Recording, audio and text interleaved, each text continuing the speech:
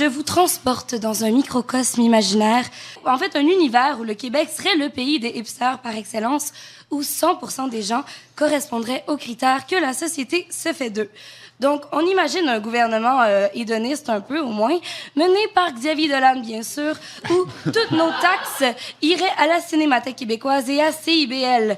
Le SPVM serait probablement composé des appendices qui condamneraient à mort tous ceux qui tenteraient de clandestinement introduire du gluten dans notre industrie alimentaire. Les multimillionnaires du Québec seraient Safia Nolin, Claude Pelgag, Denis Côté et les agriculteurs de Kiel et les agriculteurs de Pont-Maçon aussi.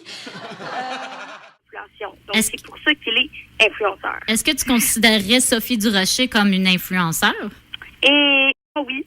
Richard Martineau est un influenceur parce qu'il écrit des textes d'opinion qui vont aider les gens à se positionner. Mais quand un millénial va parler d'un influenceur, il va faire davantage référence à ceux qui font la commercialisation de leur personne. Vous êtes de retour à l'Alternative après cette pause publicitaire. On embarque dans la dernière demi-heure et on embarque avec... Au 89.3 FM. Et aujourd'hui, on vous parlait d'érotisme, donc si c'était pas clair, mais d'érotisme dans le monde de l'art. Et on est rendu au petit segment de la question du jour. Et je lance la question du jour comme ça. Est-ce qu'il y a encore de la place pour apprécier l'érotisme dans un monde où la pornographie domine? Donc, question assez touchée parce qu'à partir de ça, il faut définir un peu l'érotisme. Parce que l'érotisme, en tout cas les vidéos érotiques dans les sites pornographiques, ne sont pas l'érotisme que l'on retrouvait, par exemple, dans les années 50.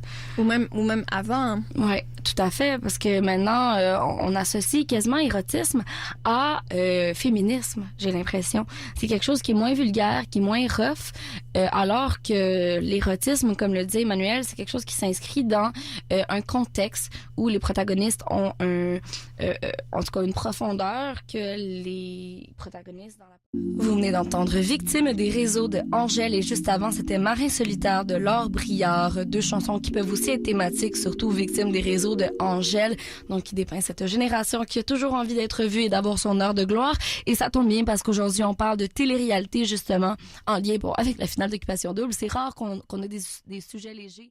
C'est déjà la fin de notre émission, donc Émilie et moi, Maud, on vous dit un dernier bye-bye.